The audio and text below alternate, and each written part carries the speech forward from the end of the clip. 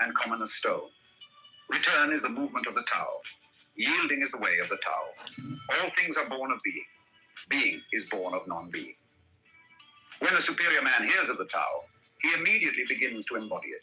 When an average man hears of the Tao, he half believes it, half doubts it. When a foolish man hears of the Tao, he laughs out loud. If he didn't laugh, it wouldn't be the Tao. Thus it is said, the path into the light seems dark. The path forward seems to go back. The direct path.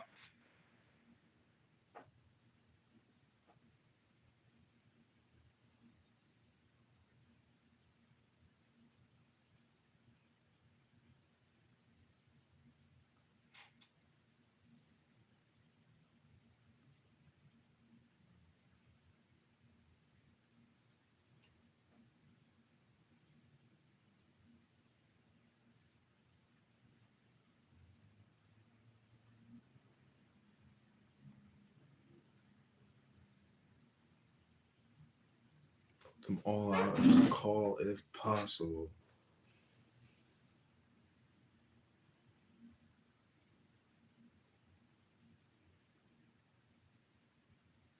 You gotta go.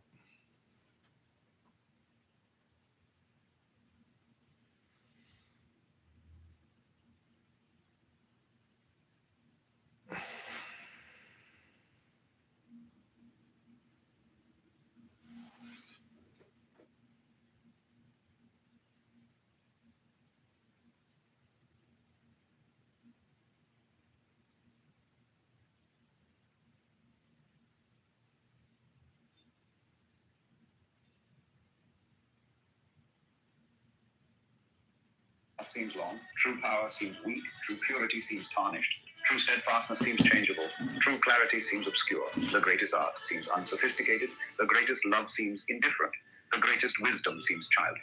The Tao is nowhere to be found, yet it nourishes and completes all things. The Tao gives birth to one gives birth to two gives birth to three gives birth to all things. All things have their backs to the female and stand facing the male. When male and female combine, all things achieve harmony. Ordinary men hate solitude, but the master makes use of it, embracing his aloneness, realizing he is one with the whole universe. The gentlest thing in the world overcomes the hardest thing in the world. That which has no substance enters where there is no space. This shows the value of non-action, teaching without words, performing without actions. That is the master's way. Fame or integrity, which is more important? Money or happiness, which is more valuable? Success or failure, which is more destructive? If you look to others for fulfillment, you will never truly be fulfilled. If your happiness depends on money, you will never be happy with yourself. Be content with what you have. Rejoice in the way things are. When you realize there is nothing lacking, the whole world belongs to you. True perfection seems imperfect, yet it is perfectly itself. True fullness seems empty, yet it is fully present. True straightness seems crooked. True wisdom seems foolish. True art seems artless. The master allows things to happen. She shapes events as they come. She steps out of the way and lets the Tao speak for itself. When a country is in harmony with the Tao, the factories make trucks and tractors. When a country goes counter to the Tao, warheads are stockpiled outside the cities. There is no greater illusion than fear, no greater wrong than preparing to defend yourself, no greater misfortune than having an enemy. Whoever can see through all fear will always be safe. Without opening your door, you can open your heart to the world. Without looking out your window, you can see the essence of the Tao. The more you know, the less you understand. The master arrives without leaving, sees the light without looking, achieves without doing a thing. In pursuit of knowledge, every day something is added. In the practice of the Tao, every day something is dropped. Less and less do you need to force things, until finally you arrive at non-action. When nothing is done, nothing is left undone. True mastery can be gained by letting things go their own way. It can't be gained by interfering. The master has no mind of her own. She works with the mind of the people. She is good to people who are good. She is also good to people who aren't good. This is true goodness. She trusts people who are trustworthy. She also trusts people who aren't trustworthy. This is true trust. The master's mind is like space. People don't understand her. They look to her and wait. She treats them like her own children. The master gives himself up to whatever the moment brings. He knows that he is going to die, and there has nothing left to hold on to. No illusions in his mind, no resistances in his body. He doesn't think about his actions. They flow from the core of his being. He holds nothing inside. Therefore, he is ready for death as a man is ready for sleep after a good day's work. Every being in the universe is an expression of the Tao. It springs into existence unconscious, perfect, free, takes on a physical body, lets circumstances complete it. That is why every being spontaneously honors the Tao. The Tao gives birth to all beings, nourishes them, maintains them, cares for them, comforts them, protects them, takes them back to itself, creating without possessing, acting without expecting, guiding without interfering. That is why love of the Tao is in the very nature of things. In the beginning was the Tao. All things issue from it. All things return to it. To find the origin, trace back the manifestations. When you recognize the children and find the mother, you will be free of sorrow. If you close your mind in judgments and traffic with desires, your heart will be troubled. If you keep your mind from judging and aren't led by the senses, your heart will find peace. Seeing into darkness is clarity. Knowing how to yield is strength. Use your own light and return to the source of light. This is called practicing eternity. The great way is easy, yet people prefer the side path. Be aware when things are out of balance. Stay centered within the Tao. When rich speculators prosper while farmers lose their land, when government officials spend money on weapons instead of cures, when the upper class is extravagant and irresponsible, while the poor have nowhere to turn, all this is robbery and chaos. It is not in keeping with the Tao. Whoever is planted in the Tao will not be rooted up. Whoever embraces the Tao will not slip away. Her name will be held in honor from generation to generation. Let the Tao be present in your life, and you will become genuine. Let it be present in your family, and your family will flourish. Let it be present in your country, and your country will be an example to all countries in the world. Let it be present in the universe, and the universe will sing. How do I know this is true? By looking inside myself. He who is in harmony with the Tao is like a newborn child. Its bones are soft, its muscles are weak, but its grip is powerful. It doesn't know about the union of male and female, yet its penis can stand erect. So intense is its vital power. It can scream its head off all day, yet it never becomes hoarse. So complete is its harmony. The master's power is like this. He lets all things come and go effortlessly without desire. He never expects results. Thus he is never disappointed. He is never disappointed. Thus his spirit never grows old. Those who know don't talk. Those who talk don't know. Close your mouth, block off your senses, blunt your sharpness, untie your knots, soften your glare, settle your dust. This is the primal identity. Be like the Tao. It can't be approached or withdrawn from, benefited or harmed, honored or brought into disgrace. It gives itself up continually. That is why it endures. If you want to be a great leader, you must learn to follow the Tao. Stop trying to control. Let go of fixed plans and concepts, and the world will govern itself. The more prohibitions you have, the less virtuous people will be. The more weapons you have, the less secure people will be. The more subsidies you have, the less self-reliant people will be. Therefore, the master says, I let go of the law, and people become honest. I let go of economics, and people become prosperous. I let go of religion, and people become serene. I let go of all desire for the common good, and the good becomes common as grass. If a country is governed with tolerance, the people are comfortable and honest. If a country is governed with repression, the people are depressed and crafty. When the will to power is in charge, the higher the ideals, the lower the results. Try to make people happy, and you lay the groundwork for misery. Try to make people moral, and you lay the groundwork for vice. Thus the master is content to serve as an example, and not to impose her will. She is pointed, but doesn't pierce. Straightforward, but supple. Radiant, but easy on tongues. For governing a country well, there is nothing better than moderation. The mark of a moderate man is freedom from his own ideas. Tolerant like the sky, all-pervading like sunlight, firm like a mountain, supple like a tree in the wind. He has no destination in view and makes use of anything life happens to bring his way. Nothing is impossible for him. Because he has let go, he can care for the people's welfare as a mother cares for her child. Governing a large country is like frying a small fish. You spoil it with too much poking. Center your country in the Tao, and evil will have no power. Not that it isn't there, but you'll be able to step out of its way. Give evil nothing to oppose, and it will disappear by itself. When a country obtains great power, it becomes like the sea. All streams run downward into it. The more powerful it grows, the greater the need for humility. Humility means trusting the Tao, thus never needing to be defensive. A great nation is like a great man. When he makes a mistake, he realizes it. Having realized it, he admits it. Having admitted it, he corrects it. He considers those who point out his faults as his most benevolent teachers. He thinks of his enemy as the shadow that he himself casts. If a nation is centered in the Tao, if it nourishes its own people and doesn't meddle in the affairs of others, it will be a light to all nations in the world. The Tao is the center of the universe, the good man's treasure, the bad man's refuge. Honors can be bought with fine words. Respect can be won with good deeds. But the Tao is beyond all value, and no one can achieve it. Thus, when a new leader is chosen, don't offer to help him with your wealth or your expertise. Offer instead to teach him about the Tao. Why did the ancient masters esteem the Tao? Because being one with the Tao, when you seek, you find. And when you make a mistake, you are forgiven. That is why everybody loves it. Act without doing. Work without effort. Think of the... Now, this morning, I was giving you a talk on the fundamental basic attitudes expressed in Lao Tzu's Tao Te Ching. And the title of the book, Tao Te Ching, introduces now the second word in the title. I've been dwelling this morning on the first word, which is Tao, and so comes up the second word, De. And this word, again, faces us with some serious problems of translation.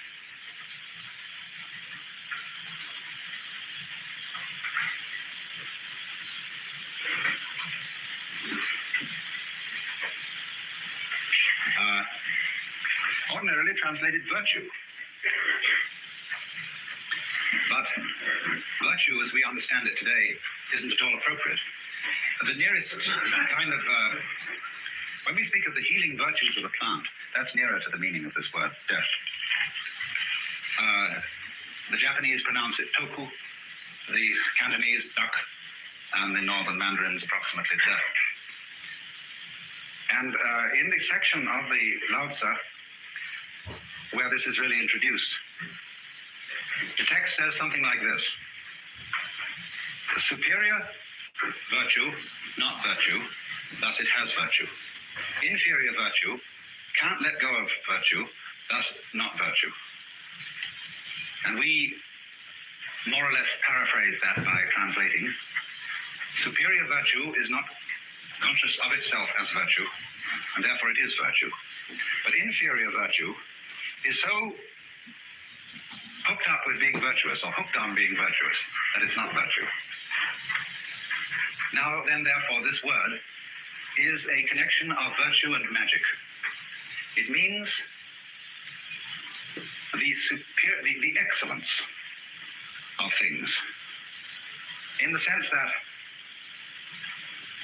a tree excels at being a tree, and nobody really knows how it does it. There is no way of imitating a tree, except the only thing is to be one. And so in the same way, when a human being shows extraordinary skill at something, it seems that it comes natural to him. It seems that he doesn't achieve it by any kind of artificiality. If there is some discipline in it, it's concealed. So excelling in something naturally, and yet it's something that is so difficult to understand that it seems that it has been done by magic, is the meaning of this word. So what De is the state of affairs, a way of talking about particularly a human being who has learned to live in harmony with the Tao. Now, of course, everything is fundamentally in harmony with the Tao. In the book called the Zhongyong, or the Unwobbling Pivot, it is said, the Tao is that from which nothing can depart. That from which things can depart is not the Tao. Fundamentally, you see, you can't get away from it. It's like a situation in which we are all floating in a tremendous river. And the river carries you along, anyhow. Now, some of the people in the river are swimming against it, but they're still being carried along. Others have learned that the art of the thing is to swim with it. And they're carried along too. But they know it, you see. They know they're carried along, whereas the people who are swimming against it think they're going in the opposite direction. But they're not really.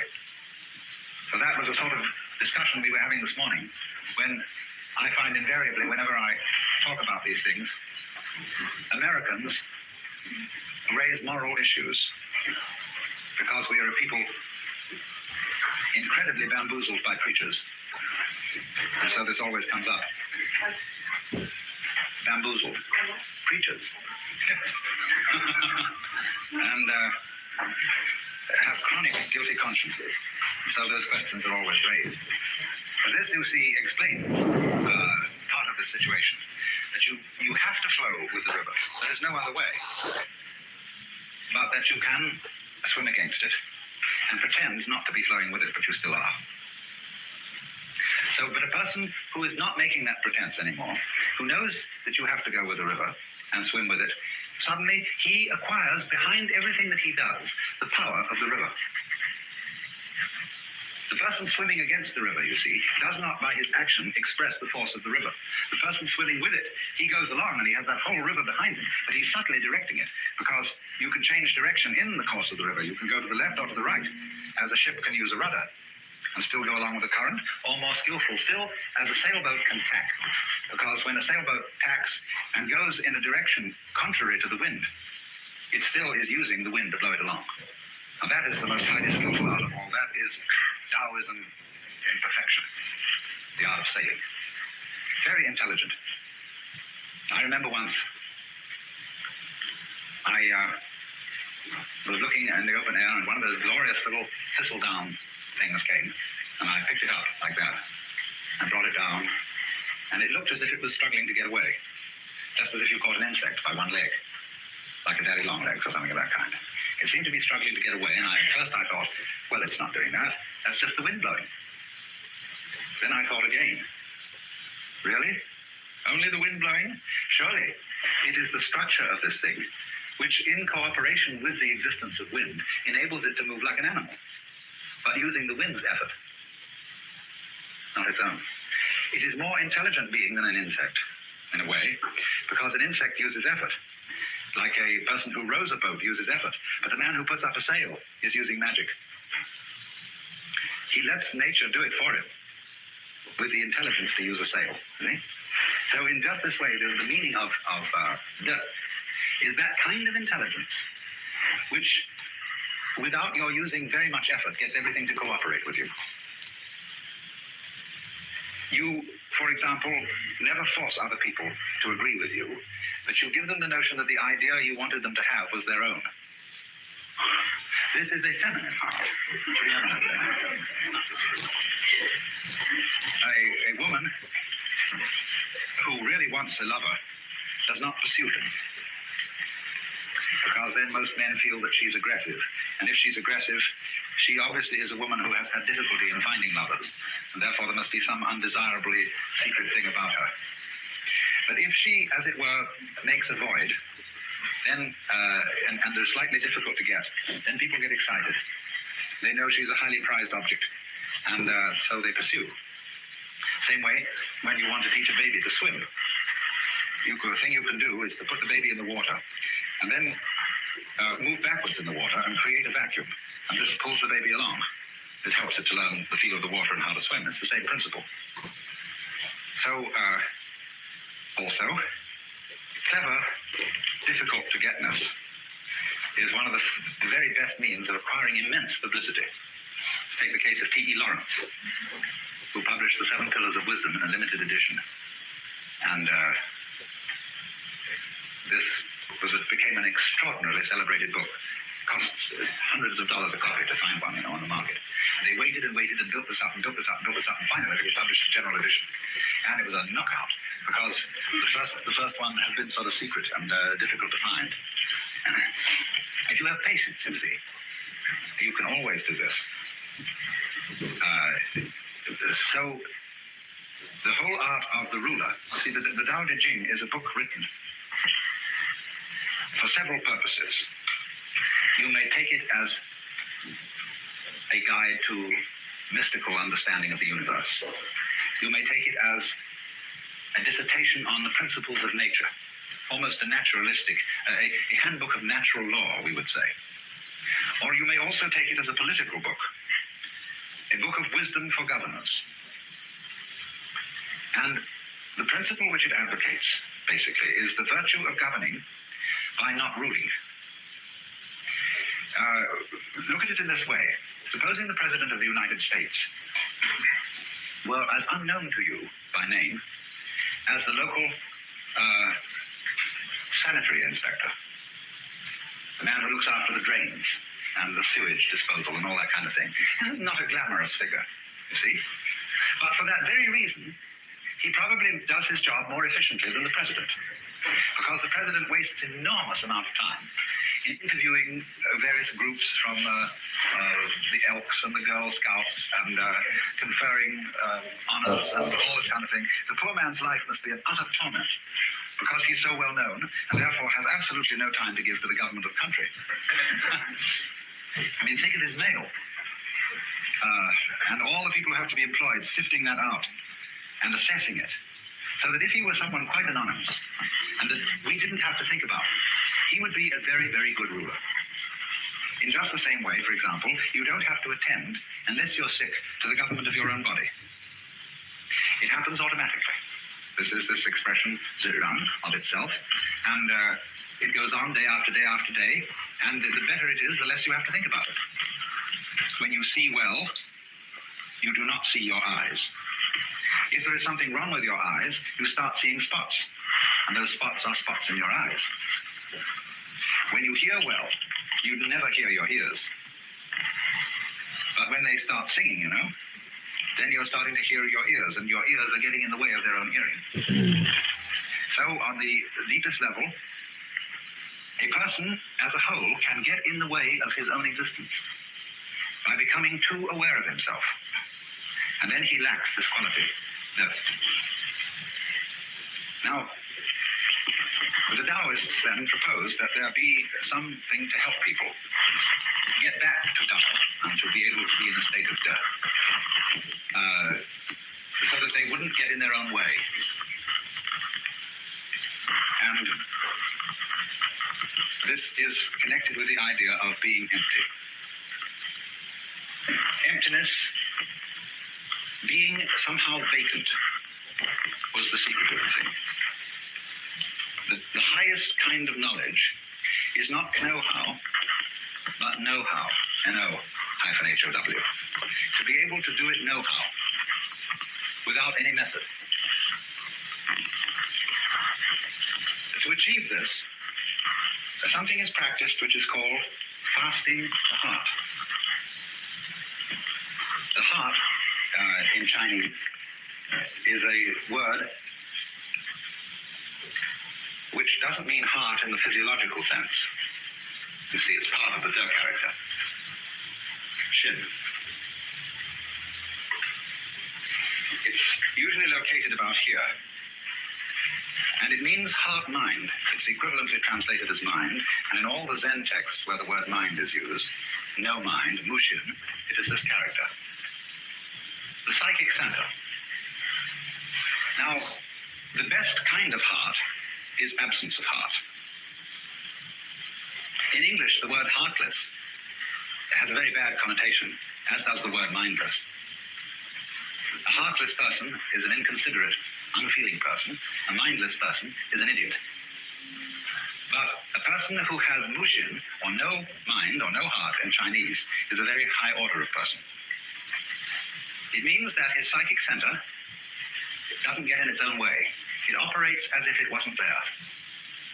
Zhuangzi says that the highest form of man uses his shin like a mirror. It grasps nothing, it refuses nothing, it receives but does not keep.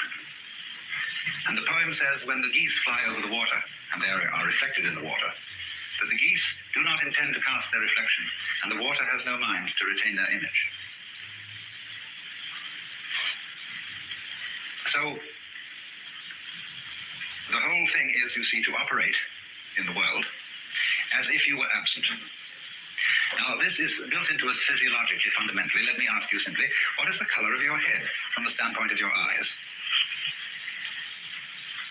Your eyes don't see your head, do they? You look all around, and you see everything else, but your head you don't see. Do you feel that your head is black? No. Hasn't any color at all. Outside, you see your field of vision is an oval, two eyes, and this creates sort of two centers of an ellipse. So there's this whole field of vision. Now, experiment. What is beyond the field of vision? What color is it where you can't see? It isn't black. This is an important point. It's no color at all beyond there. And in this way, you can get an idea of what is meant by that character that I discussed this morning, Xuan, which although it formally has the meaning of darkness, this one, although it formally has the meaning of darkness and the deep and the obscure, it actually refers to this kind of no color, which is the color of your head, so far as your eyes are concerned. Now, so in this sense, the invisibility of one's head, almost the not having of any head at all, is the secret of being alive. To be headless, you might say, to have no head. In just the sense I'm talking about, is our way of talking about the Chinese expression, mushen, no mind. Now, as a matter of fact, if you want to see the inside of your head, all you have to do is keep your eyes open. Because everything that you're experiencing in the external visual field is a state of your brain. All these colors and shapes are the way in which the brain nerves translate the electrical impulses in the external world, meaning the world outside the envelope of skin. So they translate all what is going on outside into impulses which are to us shape and color. The shape and color are states of the nerves, so what you see when your eyes are open is how it feels inside your head. You think your head is a blank, but actually, it's being a blank. You don't see your brain as an external undulating corrugated structure. You see your brain as everything outside. So in this way, the emptiness of one's head is the condition of seeing. The transparency of the eye lens is the condition of seeing colors. It has no color itself. Eckhart said this, because my eye has no color, it is able to discern color. This is in Germany in the 13th century. This is fundamental Taoist idea of being absent as a condition of being present. Being not there. So, Zhuangzi says, when your belt is comfortable, you don't feel it. When your shoes are comfortable, it is as if you weren't wearing any. Likewise, your clothes. You see, the more you are aware of these things, the less properly they are made, or the less properly they fit.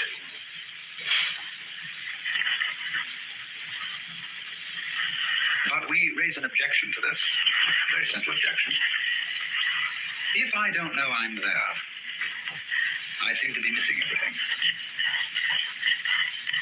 We want to know that we know. If we're happy and we don't know we're happy, we might just as well not be happy. To be happy and to know that you're happy is really the overflowing of the cup of life. Of course, the penalty for that is to be miserable and to know that you're miserable. Now, people are miserable without knowing it. But, you know my limerick, there was a young man who said, though, it seems that I know that I know. What I would like to see is the eye that knows me when I know that I know that I know. And this is the great human predicament.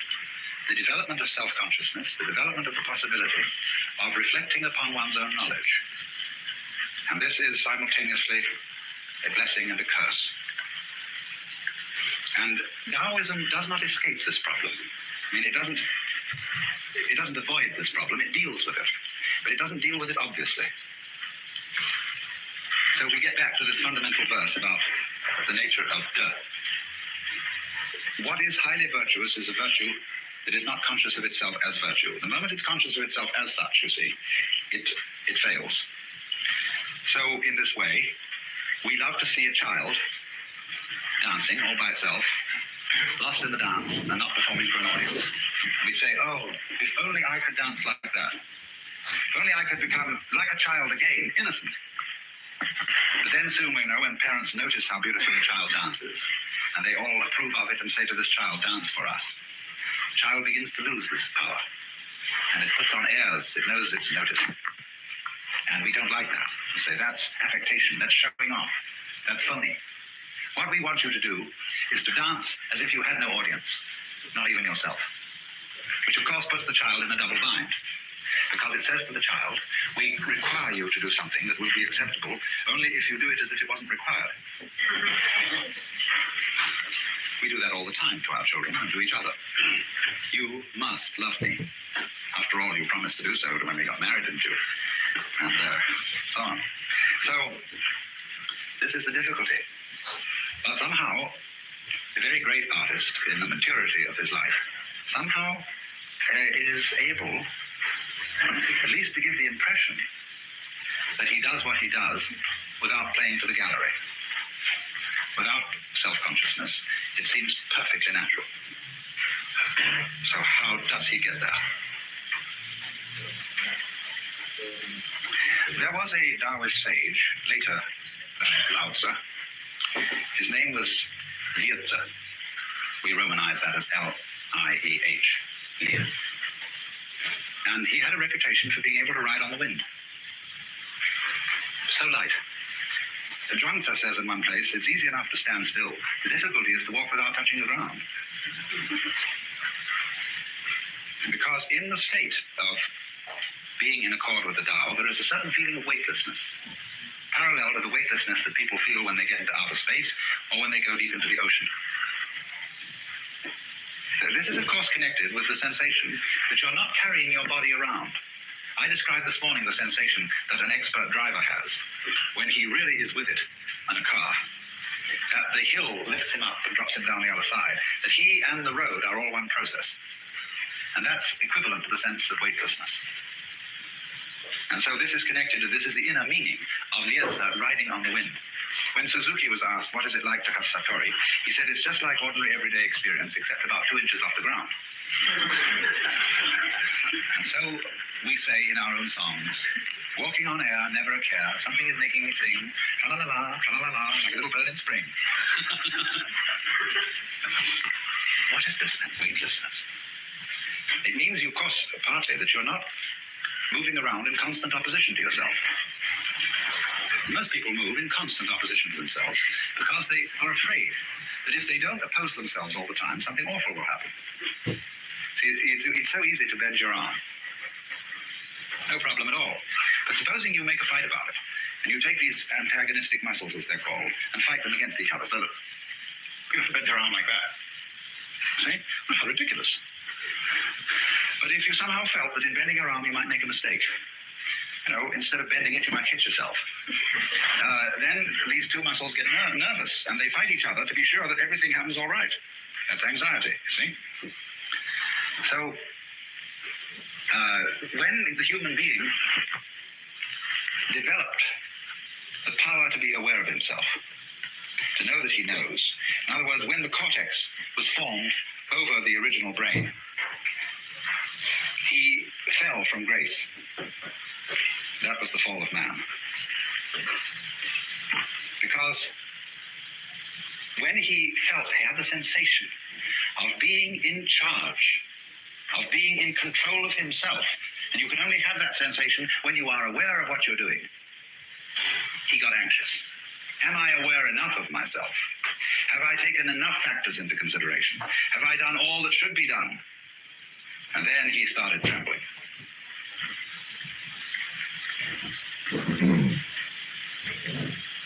This was the fall of man, of course. This is what is meant. Lao Tzu says, when the great Tao lost, there came duty to man and right conduct. In other words, nobody talks about how you ought to behave unless things have gone radically wrong. There wouldn't be any conception of faithful ministers of the state unless there are a lot of lousy politicians around. No one would talk about filial piety unless there were wayward sons and daughters. So there is constantly in the tradition of Taoism the idea that all moral preaching is confusion. There's a marvelous case. Okay, I'm going to read from Crowley's Book of Wisdom and Folly.